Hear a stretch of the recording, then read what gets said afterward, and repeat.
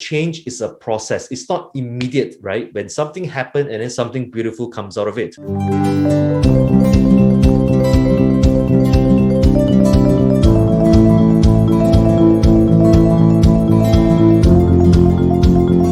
My name is Benedict and I'm the psychologist of iGROW. Today, we're going to be talking about restarting in a new normal. Today, we're going to unpack a little bit to look at what are the psychological impact and what are some of the responses that we can have in order for us to address this more effectively. So I just want to take a step back to kind of consider, right, and see if you are able to relate to Jane and John's story, right? So what a typical day looks like, that you're in the office, busy with deadlines amidst never-ending meetings until the news of an unknown virus spread across the world and officers were forced to change the way that they work and people forced to stay at home. And now working from home, you need to share space with the people that you're living with, right? People like children, your spouse that is demanding your attention, your children that is jumping all over your lap. If you have young people that you almost impossible for you to focus your attention on work, right? And you know what? Somehow you have adapted, and adjusted in the process. You found your momentum, although you're struggling, as you can see, right? Change is a process. It's not immediate, right? When something happens and then something beautiful comes out of it, right?